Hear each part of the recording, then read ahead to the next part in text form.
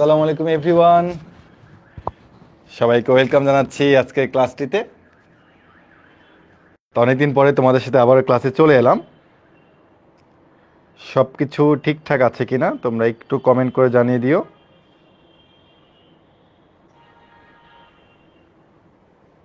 আমি একটু চেক করে নিই সব কিছু ঠিকঠাক আছে কিনা।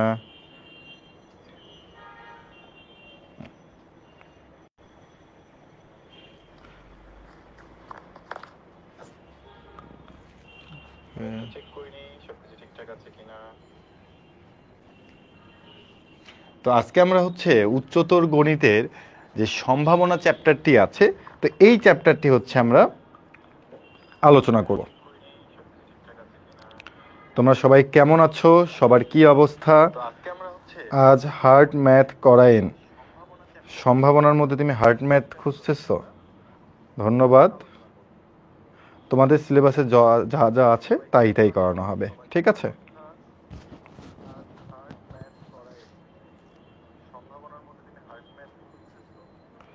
কে যারা সালাম দিচ্ছ সবাইকে জানাচ্ছি ওয়ালাইকুম আসসালাম।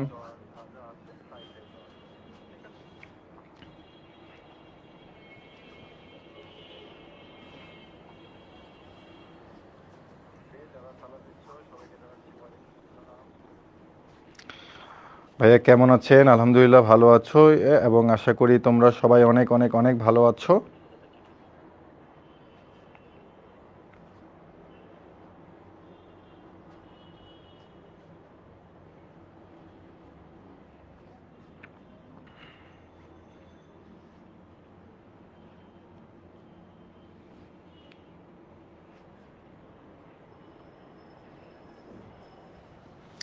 সবাই দ্রুত একটু যুক্ত হয়ে যাও, ক্লাসটি শুরু করে দিব।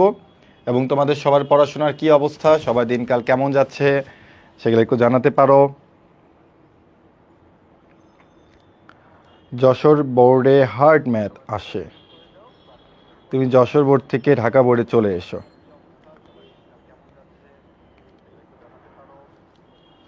ওকে ওকে, সবাই দ্রুত যুক্ত হয়ে যাচ্ছে। ভাই পাওয়ার প্লেতে কাব্য ভাইয়ের সাথে খেলা হবে, লিখছে কালা হবে, কালা না রে খেলা হবে। ভাই পাওয়ার প্লেতে কাব্য ভাইয়ের সাথে কালা হবে, কালা হবে লিখছে। কালা মানে কি?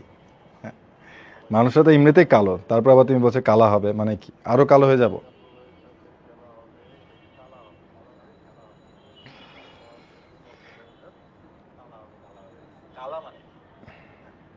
মানুষরা তো এমনিতেই কালো, তারপর আবার তুমি বলছো কালা হবে মানে কি? আরো কালো হয়ে যাব? ওকে, তা আমরা দেরি করব না, আমরা আমাদের ক্লাসটি শুরু করে দেব।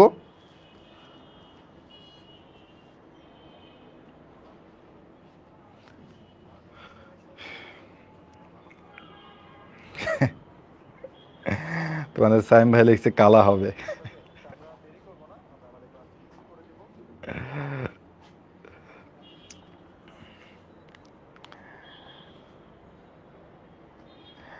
একজন লিখছে শীতে কাঁপছি। দেখছো, মানে তোমরা প্রাকৃতিক শীতকালের শীত উপভোগ করতেছ, অথচ আমরা এখানে কৃত্রিম শীত উপভোগ করতেছি। কিভাবে? যে এই যে ক্লাস নিচ্ছি, পাশে এসি চলতেছে। এখন বলতে পারো যে ভাই কেন এসি চলতেছে, এসিটা অফ করে দিলে তো হয়। মজার কাহিনী হচ্ছে এসি যদি অফ করে দিই তাহলে ক্যামেরাই অফ হয়ে যাবে।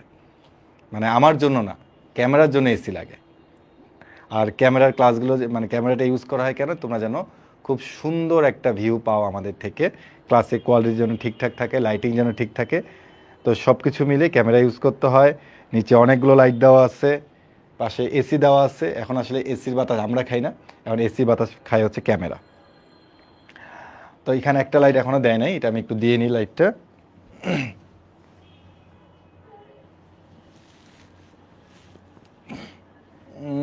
লাইটের প্লাগ কোথায়? ওমা,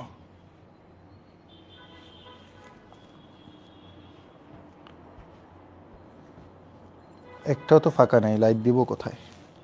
লাইট দেওয়ার মতো জায়গা নাই। ওকে, আর একটা লাইট দেওয়ার মতন কোনো অবস্থা, কোনো ব্যবস্থা নাই। তো চলো, অনেক কথা হয়েছে, আমরা আমাদের ক্লাসখানা শুরু করে দিই।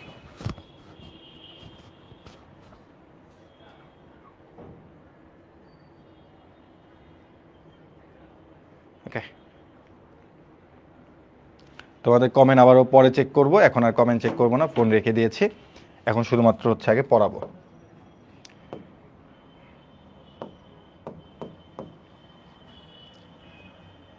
তো প্রথমেই তুমি সম্ভাব্যতা বা সম্ভাবনা বলতে আসলে কি বুঝো?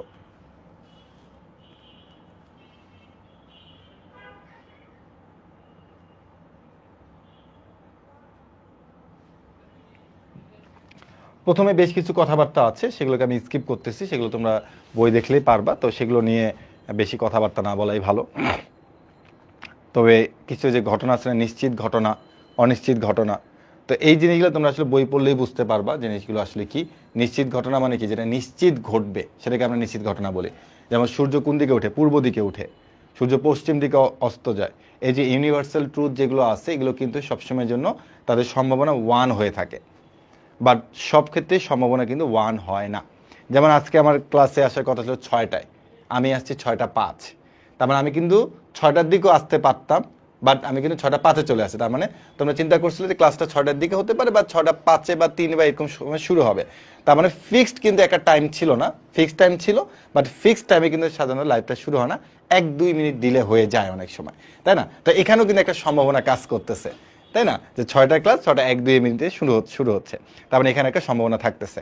একই সাথে আমি যদি তোমাকে বলি যে আজকের ক্লাসটা আমি কতক্ষণ নিব, আমি যদি তোমাকে বলি হ্যাঁ ঠিক আছে আজকে ক্লাসটা 2.5 থেকে 3 ঘন্টা হবে, বাট এক্সাক্ট ওই টাইমে গিয়ে আমি শেষ করি ব্যাপারটা এরকম না, তার থেকে কমও হতে পারে, আবার কি বলবো তার থেকে বেশি হতে পারে। তার মানে সব কিছুর মধ্যে কিন্তু আসলে একটা সম্ভাবনা থাকে।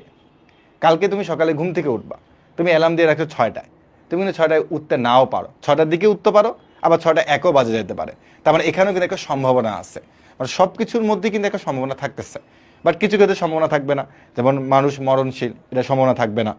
এখানে সবসময় মানুষ মরণশীল মানে এক সম্ভাবনা, মানুষ মারা যাবে, কিন্তু কবে মারা যাবে সেটা ফিক্সড কোনো ডেট নাই, তাই না? তার মানে এগুলোর মধ্যে একটা সম্ভাবনা থাকতেছে। তো সব কিছুর মধ্যেই তুমি দেখবে একটা সম্ভাবনা লুকিয়ে আছে, আর যেটার মধ্যে কোনো সম্ভাবনা থাকবে না, ইউনিভার্সাল ট্রুথ, সেটা হচ্ছে অলওয়েজ কত হবে?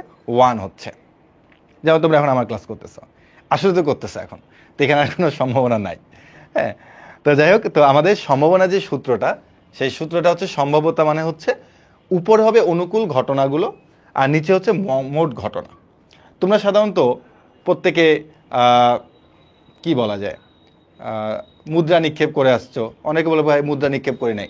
তুমি যদি কখনো ক্রিকেট খেলো, ফুটবল খেলো বা কোনো কিছু যদি খেলে থাকো, সেখানে টস হয়ে থাকে, তো সেখান থেকে মুদ্রা নিক্ষেপ করতেই পারো। তারপর তোমরা অনেকে হচ্ছে লুডো খেলছো, ছক্কার গুটি অনেকে নিক্ষেপ করছো। তারপর তোমরা যখন ইন্টারমিডিয়েটে উঠবা, তখন তোমরা সেখানে কার্ড নিয়ে বেশ কিছু সম্ভাবনা থাকবে, কার্ড মানে তাস যেটাকে বলা হয়, তো কার্ড নিয়েও সম্ভাবনা আছে। তারপর এখানে কিছু বল নিয়ে সম্ভাবনা থাকবে। তো বেশ কিছু ক্যাটাগরি আমরা এখানে পাবো। ছক্কা পাবো, তারপর হচ্ছে তোমার মুদ্রা নিক্ষেপ পাবো, ছক্কা মুদ্রা নিক্ষেপ একসাথেই পাবো। আবার আমি এখান থেকে রাজশাহী যাচ্ছি, রাজশাহী থেকে ঠাকুরগাঁ যাচ্ছি, বা আমি রাজশাহী থেকে আবার চিটাগাং যাব, তো এই যে রাস্তাগুলো আমি কিভাবে যেতে পারি, বাসে না ট্রেনে, তো এখানেও বেশ কিছু এরকম টাইপের বেশ কিছু অঙ্ক পাবা। তো এই বেশ কিছু টাইপের মধ্যে হচ্ছে তোমার বইটা সীমাবদ্ধ আছে। বা যখন তুমি হচ্ছে ইন্টারমিডিয়েটে উঠে যাবা, তখন তুমি হচ্ছে সেকেন্ড পেপারের মধ্যে সম্ভাবনার বিস্তর আলোচনা পাবা। বাট সেই বিস্তর আলোচনা থেকে কিছু কিছু আলোচনা আমি তোমাদেরকে আজকে দেখাবো, সমস্যা নেই ক্লাসের মধ্যে। তবে বেশ কিছু ইউনিক নিয়মও তোমাদেরকে শিখিয়ে দিব, যারা তোমরা অলরেডি আমাদের এর আগে একাডেমিক প্রোগ্রামে ছিলে তাদের কমন পড়তে পারে, বা যারা তোমরা একাডেমিক প্রোগ্রামে ছিলে না তাদের কমন পড়বে না। তো চলো একটু আমরা দেখি যে সম্ভাবনা বলতে আমরা বোঝাচ্ছি কি বলতো। উপরে হচ্ছে অনুকূল ঘটনা থাকবে, নিচে হচ্ছে মোট ঘটনা থাকবে। এটা আমাদের সম্ভাবনা সূত্র, সবসময়ের জন্য একটাই সূত্র আমাদের ফিক্স থাকবে, ঠিক আছে? এটা আমরা মানে প্রত্যেকটা জায়গাতে সম্ভাবনার প্রত্যেকটা অঙ্কে আমাদেরকে এই সূত্রটা অ্যাপ্লাই করতে হবে। কিভাবে অ্যাপ্লাই করব সেটা আমরা প্রত্যেকটা অঙ্কে গিয়ে শিখবো, এটা নিয়ে কোনো চিন্তা করিও না, জাস্ট খালি সূত্রটাকে আমরা একটু দেখে নিই। তো প্রথমে আমরা যে টাইপটা নিয়ে আলোচনা করব সেই টাইপটা হচ্ছে মুদ্রা সংক্রান্ত। মুদ্রা সংক্রান্ত তো বুঝতেই পারছো, পয়সা, বাংলা ভাষা আমরা পয়সা বলে থাকি, সে মুদ্রা সংক্রান্ত নিয়ে আমরা একটু কথাবার্তা বলবো। তবে এখানে আমাদের শাপলা থাকে, যমুনা থাকে, অনেক সময় বঙ্গবন্ধু ছিল মাথার মধ্যে, তার মাথার ছবি ছিল। তারপর অনেক জায়গায় তুমি দেখবা ওই 2 টাকা পয়সার মধ্যে কি বলে বই বা কিছু একটা পুস্তক টাইপের কিছু একটা ছিল, তো এরকম অনেক কিছু ছিল। বাট সেগুলো নিয়ে আমরা কখনো কথা বলবো না, আমরা এখানে শুধুমাত্র কথা বলবো হচ্ছে হেড আর টেল নিয়ে, হেড নিয়ে আর টেল নিয়ে। ভাই বাথরুমে যান না, ফ্লাশ কাজ করে না। আপনি আমাকে বিশ্বাস করছেন?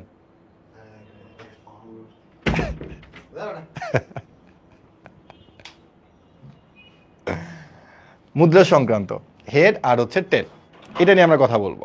ঠিক আছে, হেড মানে মাথা, টেল মানে লেজ, এগুলা নিয়ে চিন্তা করার দরকার নেই। হেড আর টেল নিয়ে আমরা কথাবার্তা বলবো। ঠিক আছে, তো এখন আমাদের একটু আগে আমরা যে সূত্রটা শিখছিলাম সেই সূত্রটা কি ছিল বলতো? যে সম্ভাবনা মানে হচ্ছে উপরে হচ্ছে অনুকূল ঘটনা আর নিচে ছিল কি বলতো মোট ঘটনা। অনুকূল ঘটনা আর একটা কি বলতো মোট ঘটনা ছিল। আচ্ছা, এটা একটু আমি এই পাশে চাপাই লিখি, তাহলে আমি অনেক কিছুই লিখতে পারবো বোর্ডের মধ্যে। আচ্ছা, সম্ভাবনা, সম্ভাবনা সম্ভাবনা মানে আমরা কি শিখছি? অনুকূল ঘটনা বা মোট ঘটনা। হ্যাঁ, তুমি এটা দিয়ে করতে পারো, তবে আমরা নতুন একটা কিছু শিখতে যাচ্ছি আজকে। সেটা কি?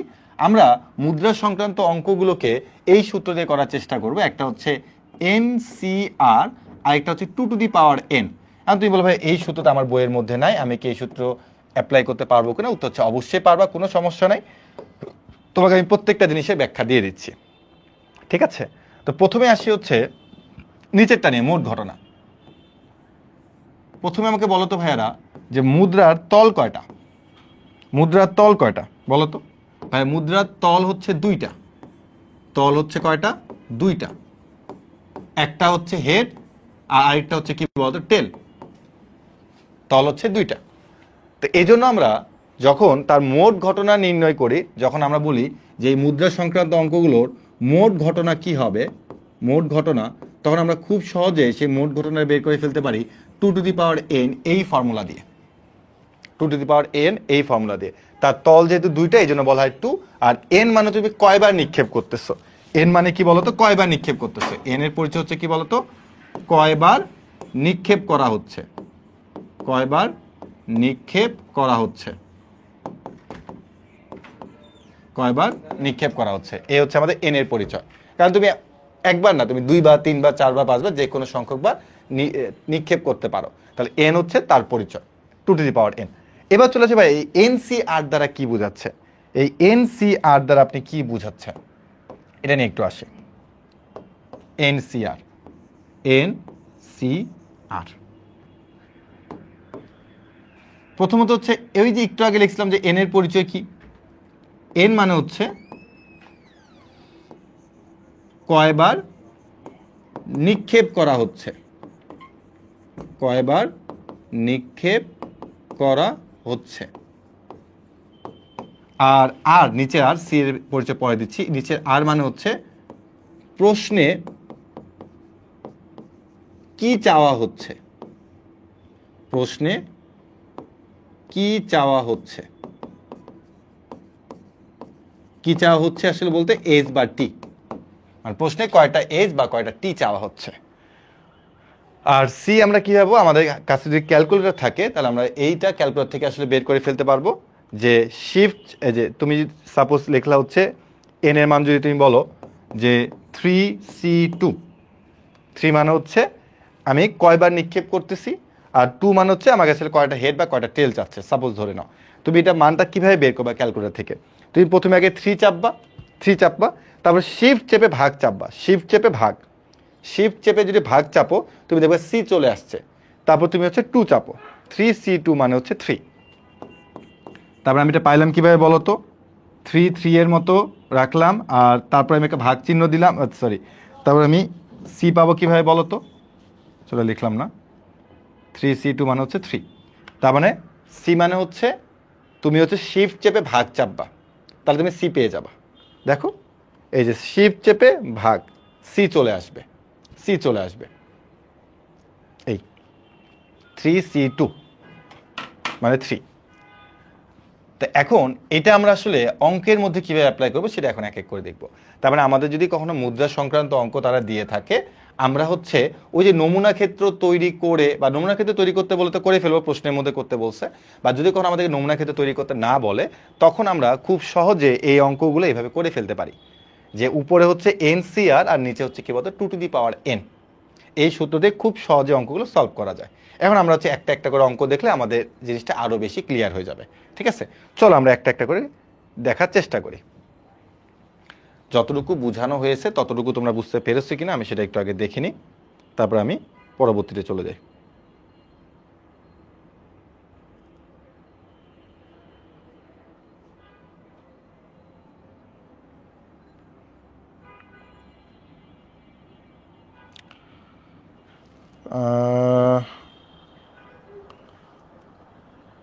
ওকে ওকে ওকে আমি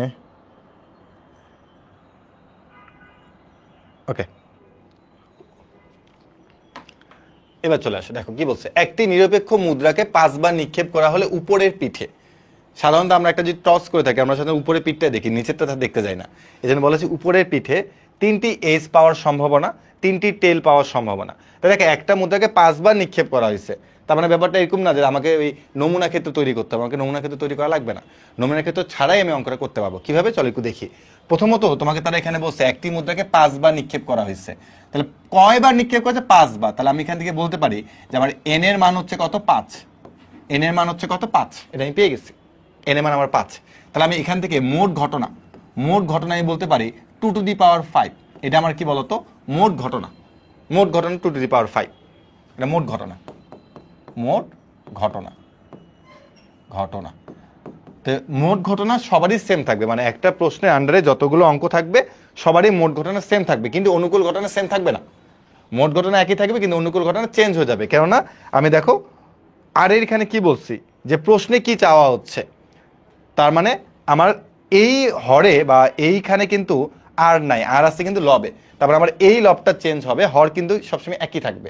কারণ প্রশ্নে কি চাওয়া হচ্ছে, প্রত্যেকটা প্রশ্ন তো আলাদা আলাদা হয়ে থাকে, তার প্রশ্নে যেটা চাওয়া হচ্ছে সেটা হচ্ছে আমার লবের সাথে সম্পর্কিত। তারপরে বলছে 3টি এজ পাওয়ার সম্ভাবনা, কি বলছে? 3টি এজ পাওয়ার সম্ভাবনা। তাহলে আমি এখন এখান দিয়ে কি বলবো, দেখো আমার মোট ঘটনা, নিচে হচ্ছে মোট ঘটনা। আমি একটু আগে প্রশ্নটা এভাবে লিখতে পারি, প্রবাবিলিটি 3s, মানে 3টা এজ চাচ্ছে আমার কাছে, তাই নিচে আমি লিখবো হচ্ছে মোট ঘটনা কি লিখবো? 2 to the power 5, 2 to the power 5 লিখলাম। আর উপরে কি লিখবো? 3টি এজ। দেখো উপরে হচ্ছে এনসিআর, এন এর মান কত ভাই? এন এর মান হচ্ছে 5, এন এর মান হচ্ছে 5, তারপরকে সি দাও, আর কয়টা এইচ এর কথা বলছে? 3টা, তার মানে আর এর মান হচ্ছে এখানে 3, 5c3 divide by 2 to the power 5, and 2 to the power 5 মান হচ্ছে 32, আর 5c3 তোমরা ক্যালকুলেটর থেকে বের করে ফেলো, মুখে মুখে ক্যালকুলেশন না করে ক্যালকুলেটর থেকে বের করে ফেলো। 5c কত? 3, তার মানে হচ্ছে 10, মানে হচ্ছে 5/16। তাহলে এটাই হচ্ছে আমার অঙ্কের কি বলতো? অ্যান্সার। এটা হচ্ছে আমার অঙ্কের অ্যান্সার। এরপর তুমি আসো 3টি টেল পাওয়ার সম্ভাবনা, তার মানে হচ্ছে 3টা টেল। মোট ঘটনার কোনো পরিবর্তন হবে না। আর উপরে আমরা কি লিখবো বলতো? আমাদের এন এর মান তো 5, তার মানে হচ্ছে 5c3, তার মানে একই রকম আমরা এখানে বলবো হচ্ছে 10 ডিভাইড বাই 32, মানে ক্যালকুলেশন করলে আমরা পাবো হচ্ছে 5/16। ঠিক আছে? এরপর কি বলছে দেখো, সবগুলো এজ পাওয়ার সম্ভাবনা কত? এখানে একটু বুঝতে হবে, সবগুলো এজ। মনে রাখবা তুমি যখন একটা মুদ্রাকে নিক্ষেপ করবা, কয়বার নিক্ষেপ করতেছো ভাই? 5 বার নিক্ষেপ করতেছো। তাহলে মনে রাখবা 5 বার নিক্ষেপ করা মানে এখানে সর্বোচ্চ তুমি হেড পাবা হচ্ছে 5টি, সর্বোচ্চ 5টি হেড পাবা, আর সর্বোচ্চ 5টি তুমি টেল পাবা। তার মানে এখান থেকে বুঝে নিবা যে আমি যদি একটা মুদ্রাকে 10 বার নিক্ষেপ করি তাহলে আমি সর্বোচ্চ 10 বার হেড পাইতে পারি এবং সর্বোচ্চ আমি 10 বার টেল পাইতে পারি। বুঝতে পারছো? তার মানে এখানে তোমাকে তারা বলছে কি সবগুলো এজ পাওয়ার সম্ভাবনা, তার মানে যেহেতু 5 বার নিক্ষেপ করা হয়েছে তার মানে এখানে সবগুলো হেড মানে তুমি 5টা হেড পাবা। ঠিক আছে? 5টা হেড তুমি পাবা। তার মানে ব্যাপারটা এরকম দেখো, সবগুলো হেড মানে হচ্ছে, প্রশ্ন আমাকে কিন্তু বলেনি 5টা হেড, বাট আমি লিখবো প্রবাবিলিটি অফ 5h, মানে হচ্ছে 5টা হেড। কেন আমি 5 পাইছি? কারণ আমার এখানে যেতে 5 বার নিক্ষেপ করতে বলছে, এই জন্য আমি 5টা হেড পাবো। ওকে, নিচে কি লেখা যায় দেখো তো ভাইয়া, নিচে কি লেখা যায়? নিচে তুমি লিখবো যে 2 to the power n, change হয় নাই, 2 টু দি পাওয়ার 5, আর উপরে n এর মান হচ্ছে 5 এবং r এর মান, এটা কিন্তু r এর মান, এটা r এর মান 5c5। মনে রাখবা এটা হচ্ছে r এর মান, এই যে r এর মান, এটা হচ্ছে r এর মান, এই যে r এর মান। এখন তুমি দেখবে 5c5 মানে 1, আর এখানে হচ্ছে কত? 32।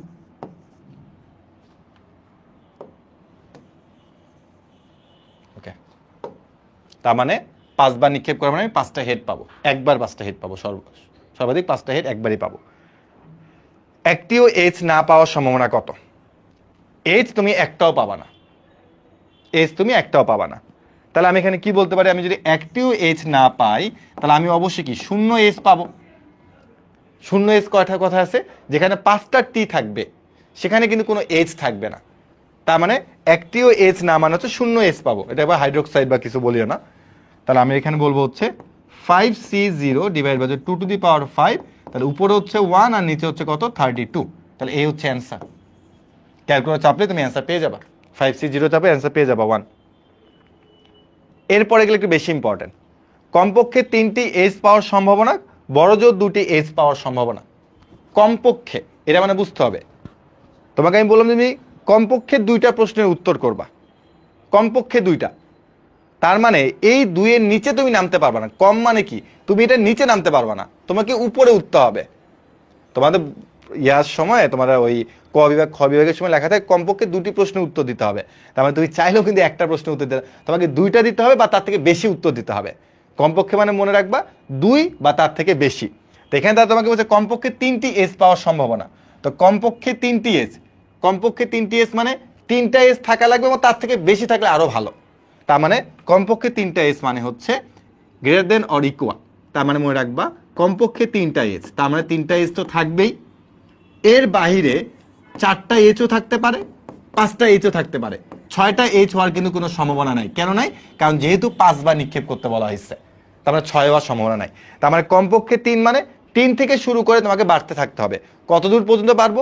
আমার এখানে 5 বার নিক্ষেপ করতে বলতে, তার মানে আমি শব্দ 5 বার পাইতে পারি, এর উপরে আমি আর যেতে পারবো না। এরপরে এটা একটা ঘটনা, এটা একটা ঘটনা, এটা একটা ঘটনা, প্রত্যেকটা হচ্ছে আলাদা আলাদা মানে স্বতন্ত্র ঘটনা। তো যেহেতু প্রত্যেকটা আলাদা আলাদা ঘটনা, এই জন্য মনে রাখবা এগুলো তোমাকে প্লাস চিহ্ন দিতে হবে, মাস্ট। তুমি চাইলে এখানে গুণ চিহ্ন দিতে পারবা না। এটা একটা ঘটনা, এটা না ঘটলে এটা ঘটবে, আবার এটা না ঘটলে এটা ঘটবে, যে কোনো একটা ঘটনা ঘটবে। তার মানে যে কোনো যদি একটা ঘটনা ঘটে থাকে তাহলে অবশ্যই তুমি এখানে প্লাস প্লাস প্লাস দিবা। এখন তুমি অঙ্কটা করতে পারো। দেখো এদের প্রত্যেকেরই কিন্তু মোট ঘটনা একই রকম, এদের প্রত্যেকেরই মোট ঘটনা একই রকম, এদের প্রত্যেকেরই মোট ঘটনা একই রকম। তো মোট ঘটনা আমি দিয়ে দিলাম 2 টু দি পাওয়ার 5। এখন উপরে গুলো তুমি একটু খেয়াল করে দেখো, 5C3, 5C4, 5C5। এখন ভাইয়া সুন্দর করে ক্যালকুলেটরে নাও, নিয়ে দেখো কোনটার অ্যান্সার কত আসে। নিচে আসবে 32, 5C3 একটু আগে আমরা দেখছি ক্যালকুলেটরে 10 প্লাস 5 প্লাস হচ্ছে 1, 5C4 দিলাম 5। তাহলে আমার উপরে আসতেছে কত দেখো তো, 15, 16, 16 আর 32, তার মানে অ্যান্সার কত বলো তো 1/2, অ্যান্সার হচ্ছে হাফ। শেষ। বড় জোর 2টি, একটা গেল আমার কি বলতো কমপক্ষে, কমপক্ষে, আরেকটা কি আমার বলতো বড় জোর। বড় জোর মানে মনে রাখবা যে ওইটার উপরে যেতে পারবা না। বড় জোর মানে বড় মানে ওইটার উপরে যেতে পারবে না, কম মানে ওটা নিচে নামতে পারবে না, বড় মানে ওটা উপরে উঠতে পারবে না। তার মানে কি করা যেতে পারে, বলছে বড় জোর 2টি, তার মানে আমাকে তারা বলতে যাচ্ছে যে তুমি 2টা এইচ নিতে পারো এবং এই 2টার উপরে আর যাইতে পারবো না, তাহলে আমি কি নিচে নামতে পারবো, তাহলে আমি নিচে নামতে পারি। তাহলে 1H 0H নিচে নামতে পারি, নিচে নামলাম, নিচে নামলাম। এখন প্রত্যেকটা যেহেতু আলাদা আলাদা ঘটনা, তার মানে আমাকে যোগ চিহ্ন দিতে হবে। তার মানে কমপক্ষে আর বড় জোর এই দুটো অঙ্ক খুবই ইম্পর্টেন্ট। কমপক্ষে মানে উপরে উঠতে পারবা, বড় জোর মানে উপরে উঠতে পারবে না, নিচে নামতে হবে, এভাবে মনে রাখবা। আর বাকিটা তুমি করে ফেলো। 2 টু দি পাওয়ার 5, এখানে হচ্ছে 5C2 প্লাস হচ্ছে 5C1 প্লাস হচ্ছে 5C0। এখন বাইরে তুমি ক্যালকুলেটর ইউজ করো, যা পাবা সেটাই হচ্ছে অঙ্কের অ্যান্সার, যা পাবা সেটা হচ্ছে অঙ্কের অ্যান্সার। তো আশা রাখি তুমি এই অঙ্কগুলো বুঝতে পেরেছো, এবং এই অঙ্কগুলোর একটাই প্লাস পয়েন্ট এখানে যে তুমি যদি এনসিআর দিয়ে শিখো তাহলে তোমাকে এইখানে কয়টা এইচ আছে কয়টা টি আছে বা তোমাকে আলাদা আলাদা করে চিন্তা করতে হবে না, তুমি একবারই করে ফেলতে পারবে।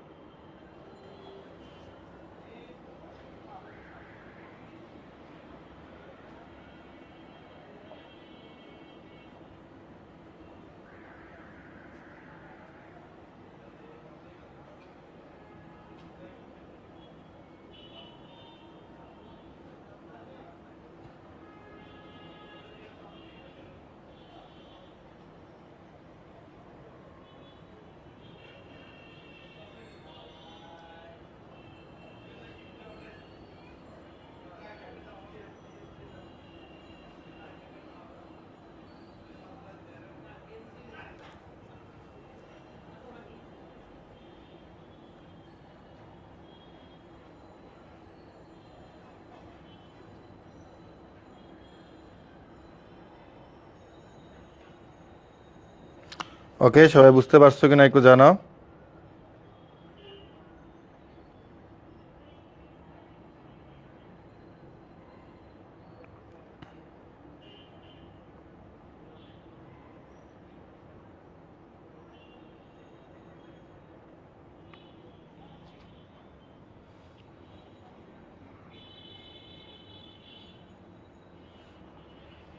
হচ্ছে তুমি হচ্ছে শিফট চেপে ভাগ চাপবা, তাহলে তুমি ক্লিয়ার ভাই। ওকে,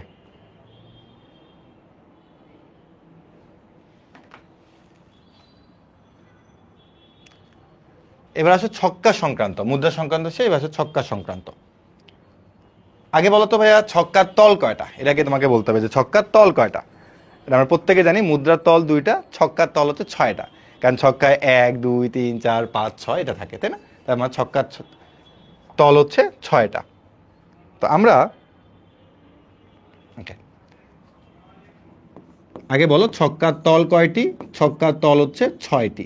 তার মানে আমরা একটা ছক্কাকে একবার কেন, আমরা একটা ছক্কাকে 2 বার 3 বার 4 বার নিক্ষেপ করতে পারি, তাই না? একটা ছক্কাকে আমরা 2 বার নিক্ষেপ করতে পারি, একবার নিক্ষেপ করার পর আবার একবার নিক্ষেপ করলাম, 2 বার নিক্ষেপ করতে পারি। তো 2 বারই কি আলাদা আলাদা ঘটনা ঘটবে না? চিন্তা করো তুমি একটু। তোমাকে আমি সুযোগ দিলাম যে তুমি আমার সাথে লুডো খেলবা, তুমি হচ্ছে 2 বার করে নিক্ষেপ করবা ছক্কা। তুমি কি বলতে পারবা যে প্রথমবারে 6 উঠবে, পরের বারে 2 উঠবে? বলতে পারবা না। তুমি প্রথমবার একবার নিক্ষেপ করবা, দেখবা যে 2 উঠছে, পরে একবার নিক্ষেপ করবা, দেখবা 5 উঠছে। এমনও তো ঘটনা হইতে পারতো যে তুমি প্রথমে নিক্ষেপ করছো 4 উঠছে, পরে নিক্ষেপ করছো 1 উঠছে। হইতে পারে না? কোন দুটা ঘটনা ঘটবে কেউ কি বলতে পারবা?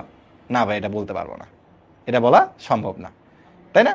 ওকে, তার মানে তুমি একটা ছক্কাকে যদি একবার নিক্ষেপ করো, তাহলে এখানে মোট ঘটনা কয়টা হইতে পারে, বা তার নমুনা ক্ষেত্র কয়টা হইতে পারে? একটা ছক্কাকে তুমি যদি 2 বার নিক্ষেপ করো, তাহলে এখানে মোট কতগুলো নমুনা ক্ষেত্র হইতে পারে? ওই নমুনা ক্ষেত্রগুলো থেকে কিন্তু যে কোনো একটা ঘটনা ঘটবে। তার মানে তল হচ্ছে 6টা, আর মোট ঘটনা, মোট ঘটনা, মোট ঘটনা হবে তলের সাথে রিলেটেড 6 টু দি পাওয়ার 8। বুঝা গেছে কেন 6 হবে? কারণ তোমাকে আমি বললাম যে একটা 6 তুমি নিক্ষেপ করো, তুমি কিন্তু বলতে পারবে না যে কত উঠবে, কিন্তু তুমি এতটুকু শিওর 1 থেকে 6 এর মধ্যে যে কোনো একটা সংখ্যা উঠবে, তাই না? 1 থেকে 6 এর মধ্যে যে কোনো একটা সংখ্যা উঠবে, কোন সংখ্যাটা উঠবে এটা তুমি জানো না, তাই না? তার মানে আমাদের মোট ঘটনা কিন্তু 6টা, কিন্তু কোন ঘটনা উঠবে এটা আমরা কেউ জানি না। তার মানে আমরা মোট ঘটনাটা সবাই জানি, কিন্তু অনুকূল ঘটনাটা জানি না। বুঝতে পেরেছো? মোট ঘটনা সবাই জানি, কিন্তু অনুকূল ঘটনা আমরা কেউ জানি না।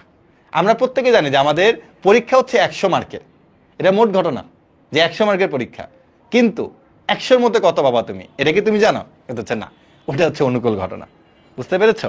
তার মানে ছক্কার ক্ষেত্রে একই রকম, যে আমরা জানি যে ছক্কায় 1 থেকে 6-এর মধ্যে যে কোনো একটা ঘটনা ঘটবে, যে কোনো মানে 6টা ঘটনা আছে, 1 থেকে 6-এর মধ্যে 6টা ঘটনা আছে, এটা হচ্ছে মোট ঘটনা। কিন্তু ওই 6টা ঘটনার মধ্যে কোন ঘটনাটা এক্স্যাক্টলি ঘটবে এটা আমরা কেউ জানি না, তা ওটা হচ্ছে অনুকূল ঘটনা। ঠিক আছে? তাহলে আমাদের ছক্কা সংক্রান্ত হচ্ছে 6 টু দি পাওয়ার n। বলছে একটি ছক্কাকে 2 বার নিক্ষেপ করা হলো, একটি ছক্কাকে 2 বার নিক্ষেপ করা হলো। তো দেখো মুদ্রার অঙ্কগুলোতে আমরা বলছিলাম NCR 2 to the power n, উপরে অনুকূল করে NCR দিয়ে করছি। বাট মনে রাখবা ছক্কার ক্ষেত্রে তুমি এভাবে চিন্তা করতে পারবা না। ছক্কার ক্ষেত্রে তোমাকে হচ্ছে ঘটনাগুলো লিখতে হবে। আর একটা ছক্কাকে কখনো তারা 3 বার নিক্ষেপ বলবে না। কেন বলবে না? 3 বার নিক্ষেপ বলে বিশাল কাহিনী ঘটে যাবে, 6 কিউব, বহুত বহুত কাহিনী হয়ে যাবে। 6 কিউব মানে 36টা ঘটনা, আর 6 কিউব মানে কতগুলো ঘটনা একটু চিন্তা করো, 36কে 3 দিয়ে গুণ করো, তো ওটা তুমি এখানে আসলে অঙ্ক আর্ট করতে পারবা না খাতার মধ্যে। তো একটা ছক্কাকে তারা সর্বোচ্চ 2 বারে নিক্ষেপ করতে বলবে, এর বাইরে কখনো বলবে না। ওকে, তাহলে একটা ছক্কাকে 2 বার নিক্ষেপ করতে বলছে, তাহলে কি কি ঘটনা ঘটতে পারে চলো তো একটু দেখে আসি। কি কি ঘটনা ঘটতে পারে দেখো তো ভাইয়া। 1 1 আসতে পারে, আচ্ছা একটু আমাকে ছোট করে লিখতে হবে। আমার 1 1 আসতে পারে, আমার 1 2 আসতে পারে, আমার 1 3 আসতে পারে, আমার হচ্ছে 1 4 আসতে পারে, আমার 1 5, আমার 1 6।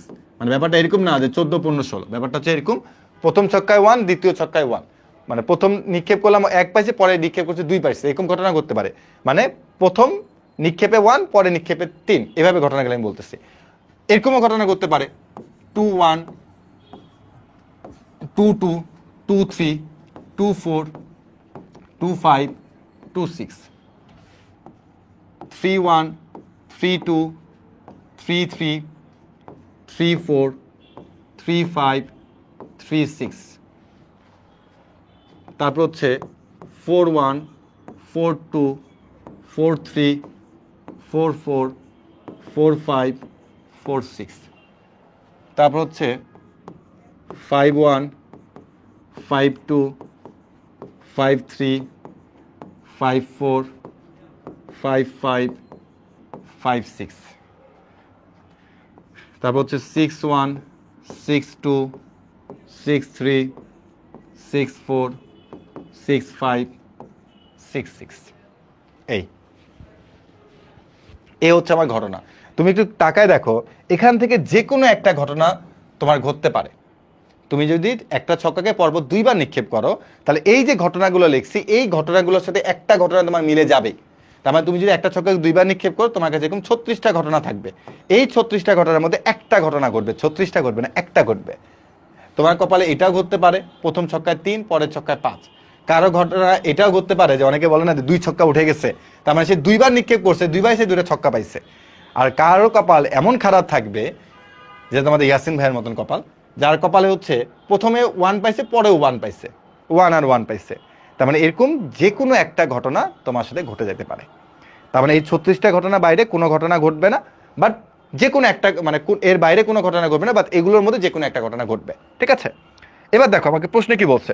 বলছে 2টি ছক্কায় একই মান পাওয়ার সম্ভাবনা। একটু তাকায় দেখো কি বলছে, 2টি ছক্কায় একই মান পাওয়ার সম্ভাবনা। এগুলো এক লাইনে উত্তর হয়ে যাবে। একই মান, একই মান মানে কি বোঝাচ্ছে বলো তো? এই যে 6-6, 5-5, 4-4, 3-3, 2-2, 1-1, তাহলে এই যে কর্ণ বরাবর যে ঘটনাগুলো আছে, কর্ণ বরাবর যে ঘটনাগুলো আছে, এই ঘটনাগুলোর মধ্যে যে কোনো একটা ঘটনা ঘটবে। বাট মোট ঘটনা কয়টা আছে? 36টা। তুমি 36টা থেকে 6টা ঘটনা চিন্তা করতেছ। তার মানে ভাইয়া এখানে কিন্তু তোমাকে 36 লিখতে হবে। এখানে তোমাকে আগে মোট ঘটনা 36 লিখতে হবে, আর অনুকূল ঘটনা হচ্ছে কয়টা? 6টা। তার মানে কাটাকাটি করলে 1/6 হবে। 6টা ঘটনা আছে, কারণ কি একই মান বলছে। একই মান মানে 1-1, 2-2, 3-3, 4-4, 5-5, 6-6। পরেরটা কি বলছে? প্রথম ছক্কায় বড় মান, দ্বিতীয় ছক্কায় ছোট মান পাওয়ার সম্ভাবনা। পরেরটা কি বলছে? প্রথম ছক্কায় ছোট মান, দ্বিতীয় ছক্কায় বড় মান পাওয়ার সম্ভাবনা কি? এখন একটু তাকায় দেখো, তীর চিহ্নের ওই দিকে তাকাও, এদিকে তাকাও। তীর চিহ্নে এদিকে তাকায় দেখো কি হয়, আবার তীর চিহ্নে এদিকে তাকায় দেখো কি হয়। একটু তাকায় দেখো যে আমার তীর চিহ্নে এদিকে 1-2 আছে, 1-3 আছে, 2-3 আছে, 1-4, 2-5, 2-6, 1-6, 3-6, 4-6, 5-6, এগুলো আছে, অনেকগুলো আছে। দেখো তো এদের কিন্তু প্রত্যেকটার একটা কমন বৈশিষ্ট্য আছে। কি বৈশিষ্ট্য? দেখো